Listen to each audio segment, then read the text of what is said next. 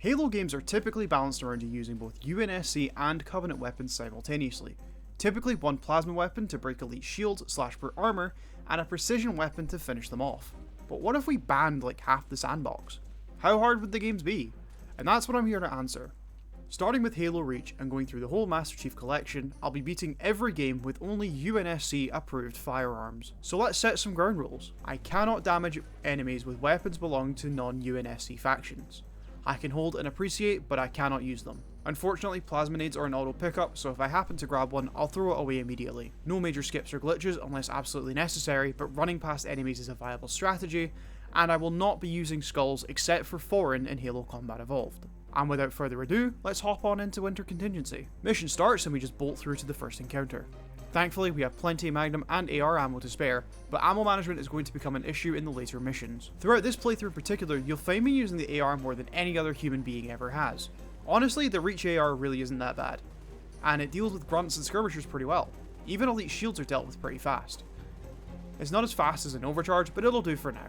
Even the elite general went down kinda quick. Thankfully, a short drive brings me to the Marine Rescue section and reunites me with my beloved DMR, the carry of this whole challenge. For this challenge in particular, the DMR is a godsend. It's a good all-rounder, dealing with basically everything the game can throw at me besides hunters. The only issue again is ammo management. Sometimes it's going to take a whole magazine to kill one elite, especially the higher ranking ones. We ride the Falcon and hold out with Noble Team until the game tells us to stop. Careful! And then head on in to murder some cubbies to a certified Marty banger.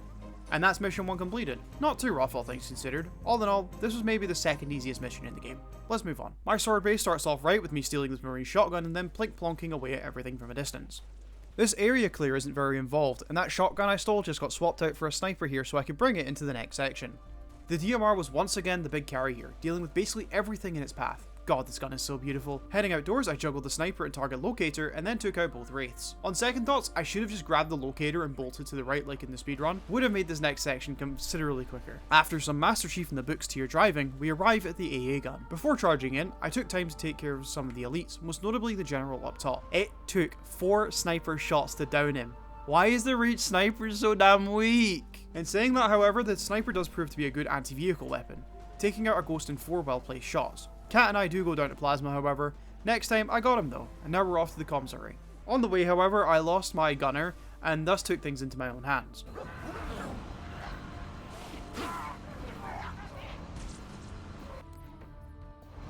This time, I just sat back to take care of the ghost before letting my gunner do the hard work this time. I hit the generator while Cat mysteriously teleports to my side, and we clear out the area once again. A few sniper shots take care of the Revenant, and the DMR can clean up the rest. It's still baffling to me that it takes upwards of 3 sniper shots to take out some elites in this game.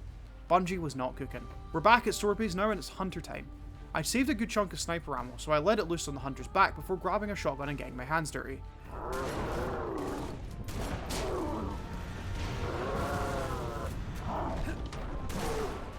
I forgot to scrounge for some DMR ammo before riding the elevator, and this caused some issues on the climb up the base. I carelessly wasted the last of my DMR ammo on this white elite here, meaning I had to climb up the first part of the base with just an assault rifle and a shotgun. But other members of the Corps have coped with less. I had to rely on the AI here to help focus down a lot of the elites, as even though the Reach AR has proven it to be worthy, it needs the extra help sometimes. The shotgun also isn't that much help here, as the elites can insta-kill you with their melee if you get too close.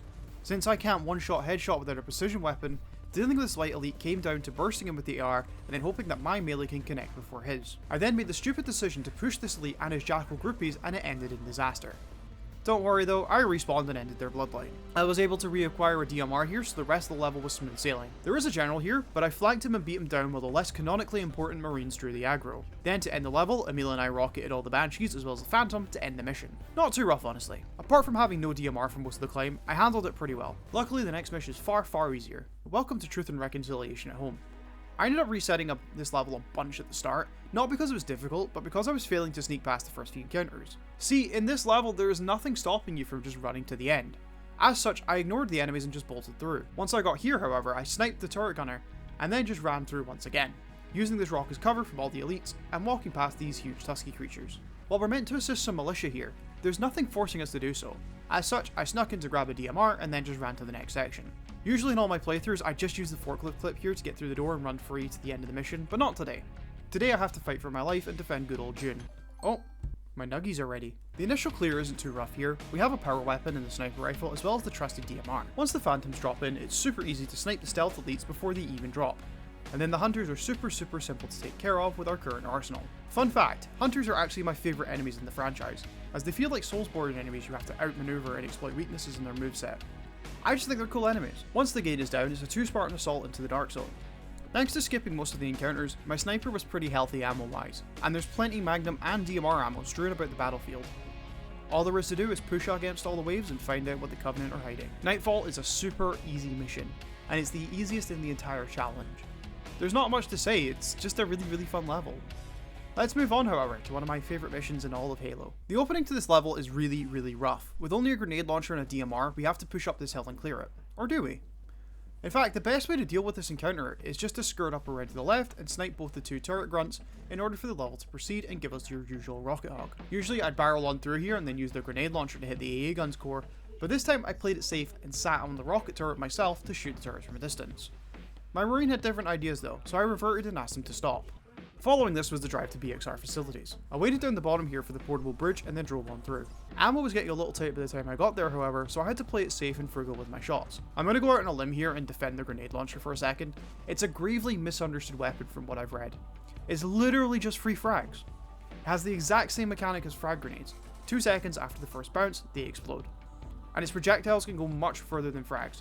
And if you hold the fire button, you can remotely detonate them. If you think this weapon is bad, that's a skill issue. Since the Zealot Elite is an optional kill, I make my way through the facility and grab a Revenant. So I think we should talk about how we handle vehicles. The challenge is to not use Covenant weapons, so therefore I can drive the vehicles, I just cannot fire the weapons that are mounted. Again, we don't actually have to push the AA gun, and instead to just jump over here to the Warthog stranded on the broken bridge. Once on the turret, you can just burst down the AA gun until it's done for, and then we get some Marine reinforcements to deal with the stragglers. Unluckily for me, they all died once we were down to the hunters, and since I don't have any power weapons on tap, I have to plink plonk from a distance. On top of that, for some reason, the Falcon doesn't want to assist. Okay, finally got one down. What the actual fuck? The auto-scroller needs no comment, as such I haven't written any. After we crash, we just want to run off straight away and head to the left. We can climb this rock here and then drive the car over. One last encounter. Unfortunately, the elite we have to kill is a white elite with a sword. We only have an assault rifle and a DMR here, which can't quite kill it quick enough before the elite can plunge its plasma deep into my cavity. Eventually, he whiffed a swing, letting me burst down his head and pop him, scattering the grunts, making them less likely to insta-kill me with their equipped fuel rods. However, suicide grunts do exist. One more try and we get it. And that's tip of the spear completed. Let's move on. Nothing of note happens on the beach as per usual on this mission.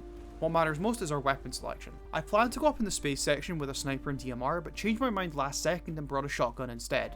This decision would bite me super hard, but that's fine, we still got it. The saber section is up next, but regardless of the playthrough, this section is tough, so I'll skim over it.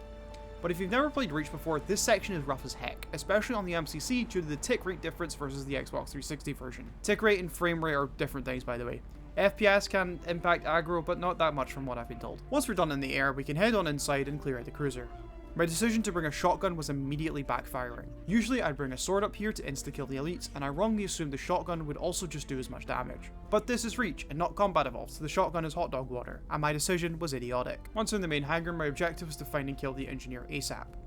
It's giving the rest of the usually weak enemies a powerful overshield, and does not bode well for my dwindling ammo reserves.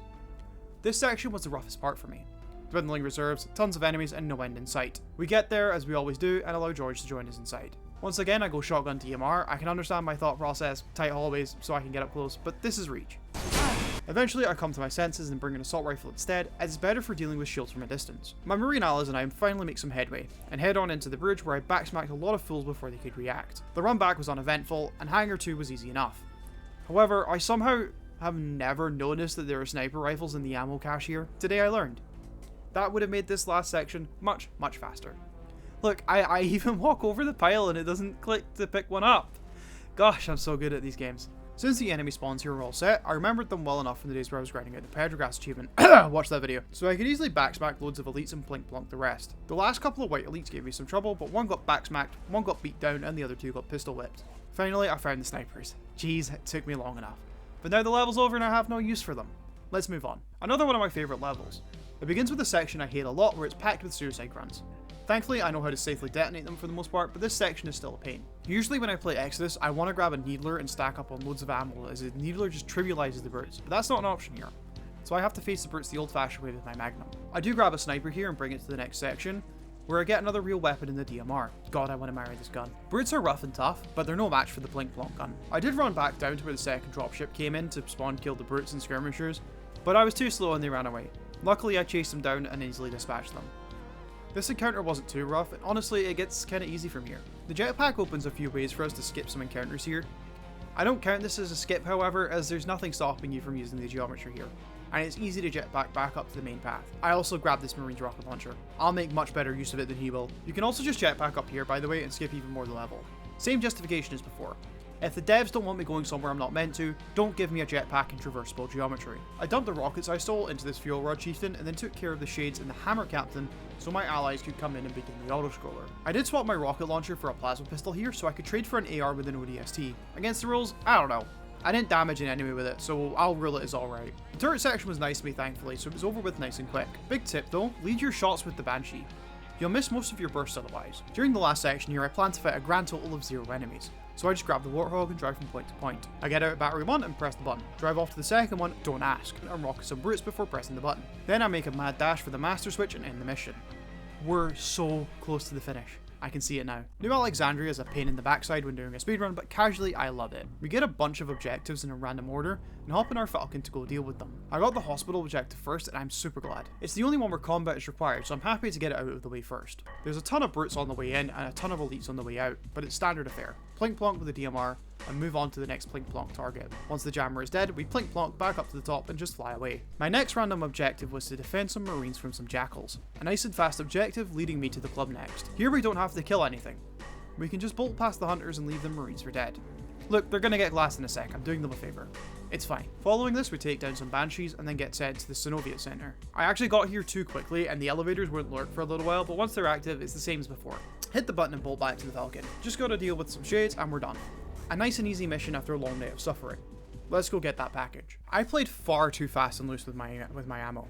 We don't get a cache until after the combat encounter, following the tank section, so that caused me some issues. But I'm getting way too ahead of myself here. The tank section here is phenomenal. The Reach tank is probably one of the best we've ever had, so this whole section is just 10 out of 10. Nothing can withstand my powerful blast, not even this EA gun, and not even the Banshees. But whoever made these fuel rod shade turrets can eat a cactus. Since my ammo was low here, I had to get creative. I let Noble Team take the lead here so I could conserve some more ammo, but once inside I got the refresh I've needed since spawning in. Up top there's a bunch of stealth elites and a general, who for some reason stands completely still as I drain his shields and finish him off. Then the stealth elites fall afterwards. Here in the firefight section, I play this how I usually do. Mongoosing around to the turrets to keep them alive, and then camping back up top and firing off DMR shots down the range. One thing I never understood about this section is the lack of sniper rifles. Surely in a holdout, you'd want sniper rifles for the player. The game throws the book at you in this section, sending everything except for Brute Chieftain and Elite Zealots after you. Surely you'd want more power weapons than just a singular rocket launcher and 4 Spartan laser blasts. The grenade launcher does work here too. Its explosives are amazing at crowd control, and the budget overcharge can disable ghosts and banshees temporarily. After the first set of phantoms are done, I hop on the mongoose to refresh my turrets, as well as make an attempt at killing this wraith.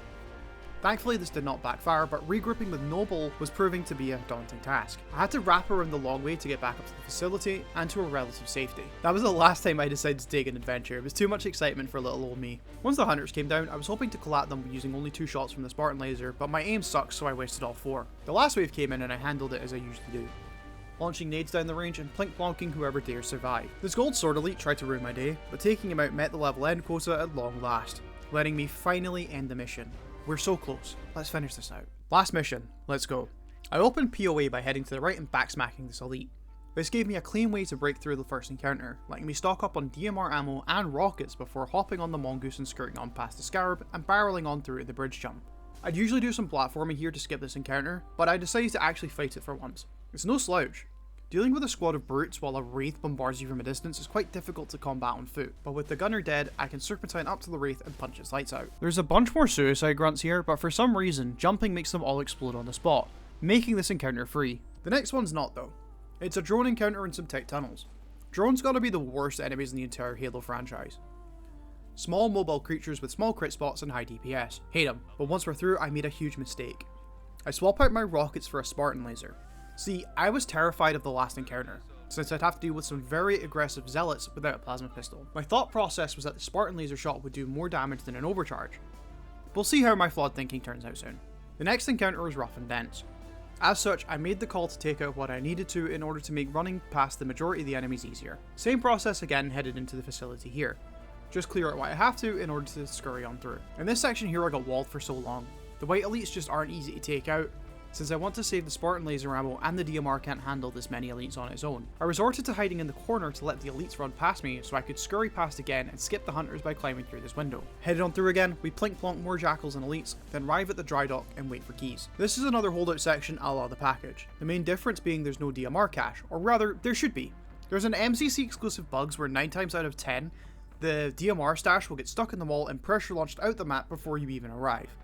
So this is gonna suck. Luckily my trusty nade launcher is here to help me crowd control the lesser units, letting me save my DMR shots for the brutes that push me here. I dumped the limited sniper ammo I was given here on these chieftains, who come in with the second wave, so they're not a nuisance to me. And then DMR some more brutes pushing on me. Another chieftain is dropped on my head here, so I used 2 of my precious Spartan laser blasts to take him out. Wish I saved some sniper ammo for this instead, but these are the consequences of my actions. With keys down, it's the last section of the game. All I have to help me win is 2 Spartan laser shots, a magnum, and a frag. I can make this work. Zealot number 1, I rushed and backsmacked. This gave me access to the DMR and the last encounter.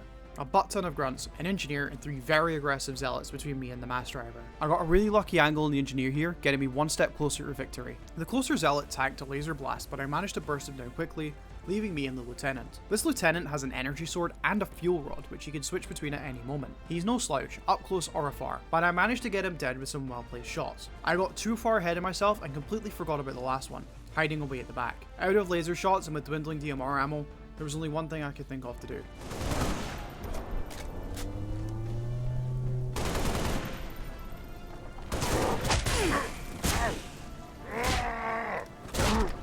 Far too close. But that's it.